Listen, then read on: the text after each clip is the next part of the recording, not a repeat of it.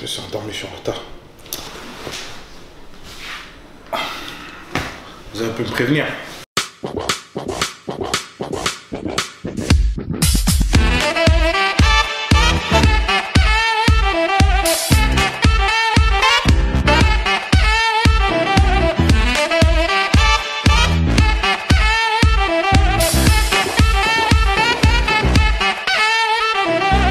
Bon, pour ceux qui ne me connaissent pas, je m'appelle Yedes Maxime et je suis IFBB Pro. C'est quoi être IFBB Pro? IFBB Pro, en fait, c'est le statut que j'ai obtenu en gagnant ma dernière compétition à Copenhague. En étant IFBB Pro, je peux participer à des compétitions de renommée comme Olympia, la plus prestigieuse, Panel Classique et d'autres shows pro comme Toronto Pro, New York Pro. Il y a quoi dans ton sac? Dans le sac? Ouais, à quoi dans le sac d'un IFBB Pro, d'un bodybuilder? On a essentiel. Water, you know what I'm saying? Bouteille d'eau, très important. Moi j'ai cœur de prod, ça c'est ma potion magique pour après mon entraînement, pour reconstruire mon muscle.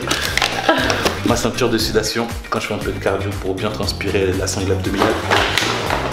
Ma ceinture pour protéger mes lombaires quand je fais des exercices assez lourds. Une serviette et on est ready pour aller transpirer. Tu vas t'entraîner sur quoi aujourd'hui? Aujourd'hui c'est mes legs. J'allais oublier l'essentiel.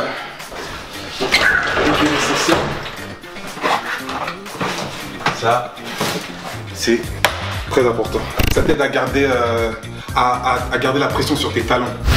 Parce que la plupart du temps, souvent les personnes quand ils font des squats, ils descendent, et ben la pression vient sur la pointe des pieds, tu vois. Et en ramenant la pression sur la pointe des pieds, et ben c'est les genoux qui sont engagés, c'est pas bon. Et ça, ben, ça t'aide à bien mettre la pression sur les talons. Et en plus elles sont stylées, donc j'aime bien. Au niveau de ton alimentation, comment ça se passe? Comment ça se passe? Ouais, ça mange quoi un bodybuilder? Viens, je vais te montrer. Ouais. Voilà ce que ça mange. Il n'y a rien dans mon frigo. Si, il y a mon prep meal, c'est mon poulet. Là, sur les dernières gamelles des jours qui vont suivre, ça va être couscous. Et là, c'est mes repas. Ça, c'est mon repas après l'entraînement. Ça, c'est mon repas 3 heures, enfin après l'entraînement. 1 heure après l'entraînement. Ça, c'est mon repas à 3 heures après. Bah non, du coup, c'est 4h30 après mon entraînement. Et mon repas du soir, je le fais le soir.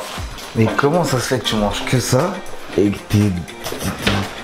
Il y a quoi dans ton corps là? C'est une question de calcul. C'est une question de comment je peux vous dire ça, Là, actuellement, la diète que je suis, c'est pour rester entre 106, 105 parce que durant tout le mois, j'ai des shootings à faire et tout, des vidéos. Donc, il faut que je sois un peu propre. Sinon, quand je vais préparer pour faire ma prépa, je vais sûrement monter jusqu'à 115.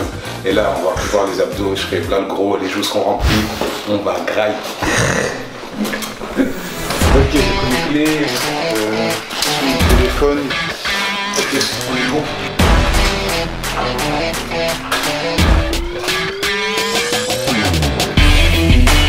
Ok, let's go.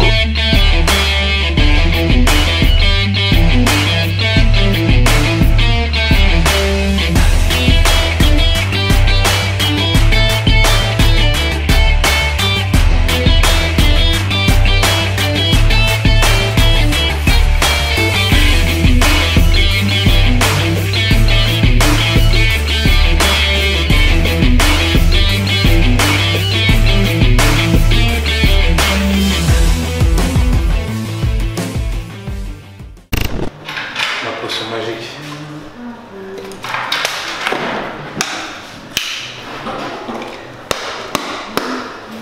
C'est important de taper 3 fois. Il faut faire démarrer le sort, sinon si tu tapes pas 3 fois, tu peux pas faire de... J'avais envie de vomir un peu, mais là c'est redescendu. La vie d'un bodybuilder, c'est sa vie, c'est le bodybuilding qui rythme sa vie. C'est pas toi qui rythme le bodybuilding, tu vois. Tu fais tout en fonction du bodybuilding. Tes déplacements, tes repas, tes entraînements, tes sorties, tu fais tout en fonction du bodybuilding. Donc ça veut dire qu'une journée type avec ta copine, c'est quoi, par exemple? Une journée type avec ma copine, off saison ou on saison? On saison, vous devez aller au cinéma et aller au resto après. Ok, ben non, on peut pas aller au resto. Si je suis en saison, je suis en diète, donc on peut pas aller au resto. Et t'es en saison combien de fois dans l'année? 6, 7 mois dans l'année. Mais oui, donc non. Non, on peut pas. Avec la fille que je côtoie, c'est très récent. Donc, mais elle est dans le milieu du sport, donc elle comprend tout à fait ce que je fais.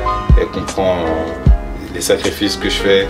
Et elle comprend ma fréquentation avant-dernière. Ça s'est très mal passé parce qu'elle comprenait pas tous ces sacrifices que je faisais, tout mon lifestyle que j'avais. Et ouais, c'est vraiment compliqué. Chaque repas, chaque entraînement, tout compte pendant une prépa. Il n'y a pas de demi-mesure, c'est tout ou rien. Donc c'est beaucoup de concessions et de sacrifices. Donc c'est compliqué de suivre un bodybuilder dans sa vie, voilà, de partager son quotidien, tu vois.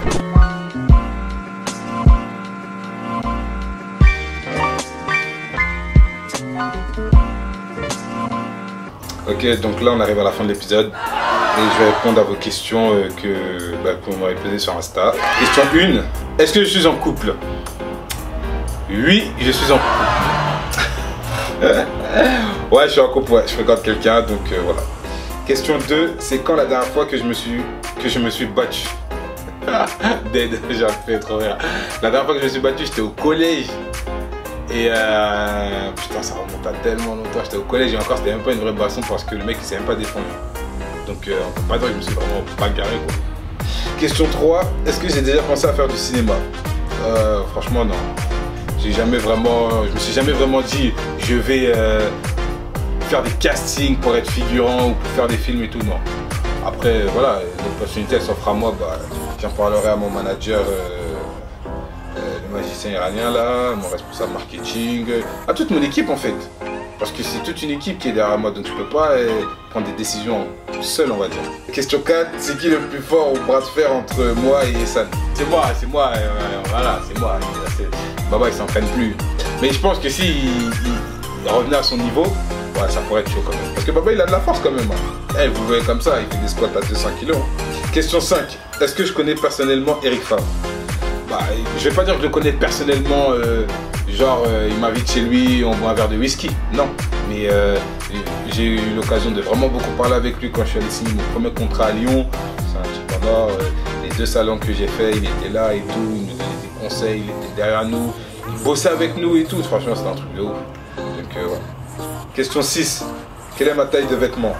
Bon après ça dépend des magasins où j'achète mes vêtements, mais en général c'est du XL, double XL. C'est du XL, double XL. Voilà. Donc aux personnes qui veulent m'acheter des cadeaux, vous connaissez ma taille. Question 7, mon max DC. Déjà les pecs c'est mon point faible déjà. Donc mon max c'est 180 je pense. J'ai jamais essayé 200 ou 220. C'est 180. Mon plat préféré c'est un plat typiquement ivoirien. C'est la tchéké avec du poisson et la sauce tomate. Excellent, incroyable. C'est ce qui fait que nous les Ivoiriens on a la force, vous voyez non? Comment on fait pour devenir comme moi? Je vous ai donné la tchéké les gars, manger la tchéké. Pour être comme moi c'est l'alimentation et l'entraînement et surtout la régularité. Vraiment la régularité et vous allez voir qu'avec le temps ça va payer. Et la dernière question pour clôturer, est-ce que c'est un avantage d'être bodybuilder pour draguer des filles? Eh ben sachez que les filles n'aiment pas les mecs comme moi. Les filles n'aiment pas trop les mecs trop musclés et tout. Elles aiment bien les mecs avec un peu de brioche et voilà, qui font un peu de sport, qui s'entretiennent, mais qui sont pas aussi musclés que moi. Elles aiment pas trop ça. Parce que les mecs comme moi, on les considère comme un peu les mecs prétentieux, ils sont balèzes, ouais, ils vont avoir tout le monde, alors que non, pas du tout. Donc voilà, everybody, j'ai répondu à vos questions. Excuse-moi de te couper, on peut savoir le nom de ta meuf? Pourquoi? Tu sais pourquoi? Pas besoin de savoir son nom, c'est tout. J'ai une copine et c'est tout. Et voilà, donc pour clôturer les gars, voilà, j'ai répondu à vos questions. Donc continuez à suivre mon aventure sur ma chaîne, abonnez-vous, commentez, dites-moi. Mais dites-moi, posez-moi des questions, ce que vous voulez savoir, si vous avez si vous voulez des conseils. Après, bien sûr, en toute humilité, je vous répondrai et voilà, l'aventure continue.